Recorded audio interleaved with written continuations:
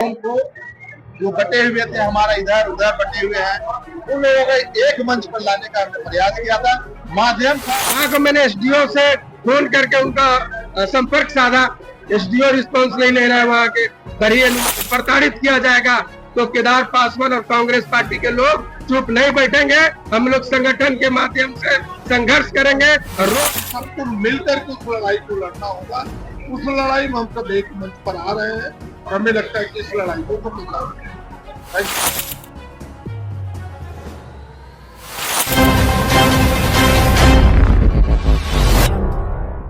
झारखंड में पहली बार कांग्रेस पार्टी से दो एमएलए कांग्रेस पार्टी से दो दलित एमएलए असेंबली में पहली बार झारखंड फॉर्म होने के बाद एंटर हुआ। इसलिए हमारा उम्मीद यह है एक सिस्टमेटिक तरीके से झारखंड में दलित लीडरशिप को आगे बढ़ाना, डेवलप करना, कांग्रेस ऑर्गेनाइजेशन में सभी स्तर पर दलित लीडर्स को स्पेस देके और पूरा कांग्रेस पार्टी ऑर्गेनाइजेशन न केवल एससी डिपार्टमेंट नहीं, कांग्रेस पार्टी ऑर्गेनाइजेशन दलित इश्यूज पर, दलित का समाज के बीच में जाके दलित इश्यूज पर काम करके उनका विश्वास बढ़ाने के लिए कांग्रेस पार्टी को ऊपर हम काम करना चाहिए।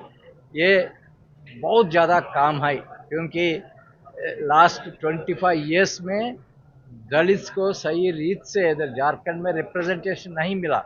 एक भी एमएलए नहीं बन चुका, पहली बार दो एमएलए हुआ। इसलिए हम कुछ इम्पोर्टेंट मुद्दे पर डिस्कस करके आगे जाने के लिए ये संवाद बुलाया गया। भाजपा तो ये कहती है कि दलितों के लिए वो हमेशा से काम करते रही। आप लोग बहुत देर से दलित के बारे में। अरे भाजपा दलितों के लिए ये काम भी नहीं किया। कांग्रेस पार्टी और बाबा साहब अम्बेडकर जो संविधान दिया गया दलितों के लिए इतना हक उसमें दिया, वो संविधान को खत्म करने के लिए भारतीय जनता पार्टी काम कर रहे।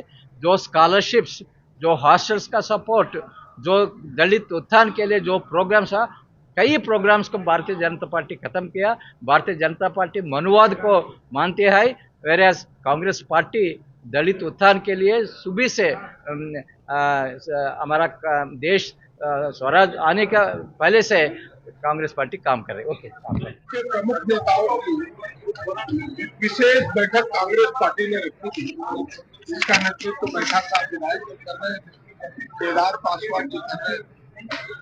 कई गंभीर समस्याएं आई हैं जिसे हम पार्टी के फोरम में भी रखेंगे, सरकार के पास भी रखेंगे।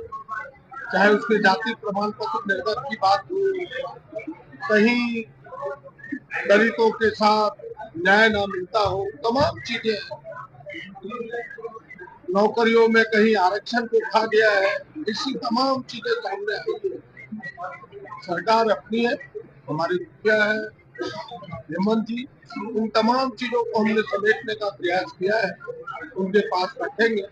और मूल समस्या यही है कि भाई यह संविधान कैसे बचे, यह विधान कैसे बचे।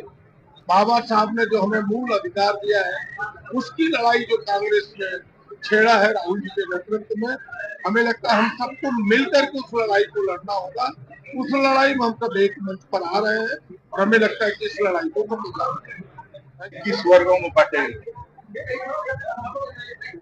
और बटे होने के कारण से हिस्सेदारी मिलनी चाहिए, जो हमें लाभ मिलना चाहिए, जो संवैधानिक अधिकार है, उसमें कहीं ना कहीं हम लोग साथ बेईमानी हो रही है।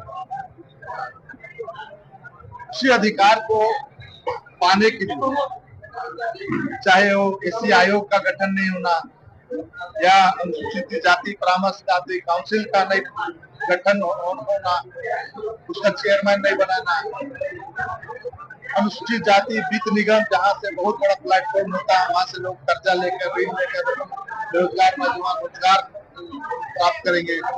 चाहे अनुसूचित जाति का छात्रावास की कमी है, पूरे राज्य में कमी है, हर जिला में छात्रावास होनी चाहिए। मात्र 27 को छात्रावास है, जहाँ बढ़ाने की आवश्यकता है।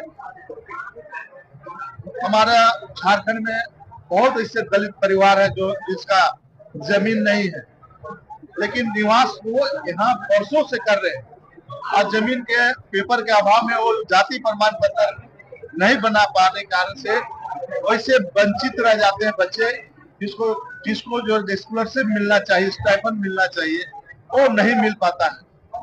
इसलिए हम लोगों ने प्रयास किया है कि माननीय मुख्यमंत्री जी से मिलकर कुछ वैकल्पिक व्यवस्था उन जातियों के लिए, उन वर्गों के लिए किया जाए, ताकि बच्चे पढ़ने लिखने में जो सरकार की तरफ से जो सुविधाएं दी जाती है, चाहे राज्य सरकार चाहे केंद्र सरकार, वो हक उसको मिल सके। इसलिए मेरा प्रयास था सारे कौम को जो बटे हुए थे, हमारा इधर उधर बटे हुए हैं, उन लोगों को एक मंच पर लाने का हमने प्रयास किया था।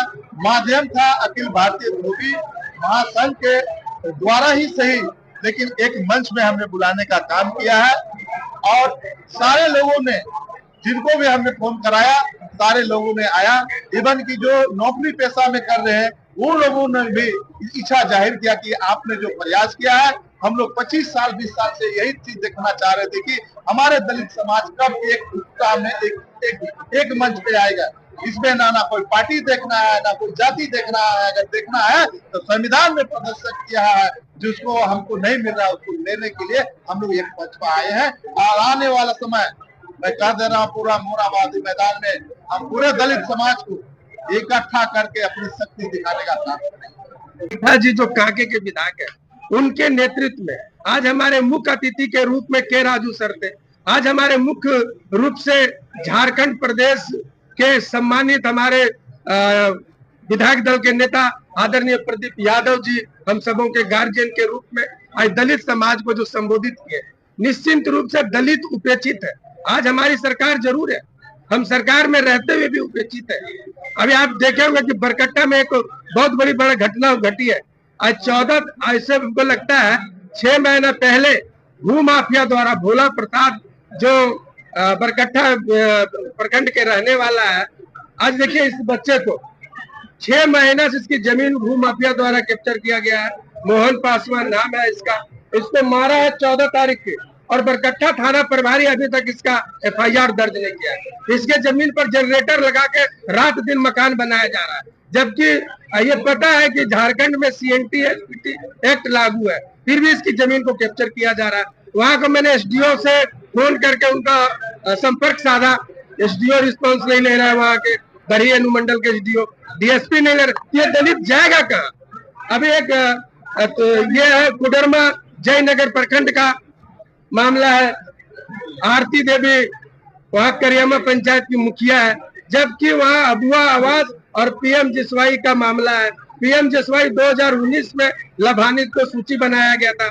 जब भारत सरकार द्वारा बंद किया गया तो झारखंड सरकार द्वारा अबुआ आवास लाया गया। उसको मकान की आवश्यकता था, पहले मकान मिला, अब उस सूची में उसका नाम किसी कारण नहीं हटाया गया। BDO और वहाँ का पंचायत सचिव का काम है उसको पेमेंट करना, जियो टैग कर रहा, वो जियो टैग किया, पेमेंट किया और क्या किया, मुखिया दलित परिवार से जो मुखिया 2 बार जनरल सीट से आई तो उसको पद मुक्त किया गया। उसकी सारी विधि व्यवस्था और जो मुखिया की शक्ति होती थी, तो यह दलित परिवार के लिए सरकार को सवाल उठी, सरकार को आप यही नहीं सुन रहा। निश्चित रूप से सरकार मेरी और संगठन, हम संगठन और सरकार की बात अलग है। अगर हमारे दलितों के साथ अत्याचार होगा, पीड़ित प्रताड़ित किया जाएगा, तो केदार पासवान और कांग्रेस पार्टी के लोग चुप नहीं बैठेंगे।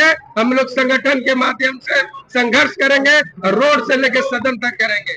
निश्चित रूप से ये कोडरमा का जो मामला है मुखिया वाला आरती देवी, मैंने माननीय ग्रामीण विकास मंत्री दीपिका पांडे जी का संज्ञान में डालने का काम किया, लेकिन दीपिका पांडे जी आज भी उसमें संज्ञान नहीं ले रही है। मेरे द्वारा कई बार बोला गया, क्योंकि दीपिका पांडे जी को मैं सम्मान करता हूं और कांग्रेस पार्टी के नेत्री है, मंत्री है, लेकिन उन्हें भी दलित पसंद नहीं है।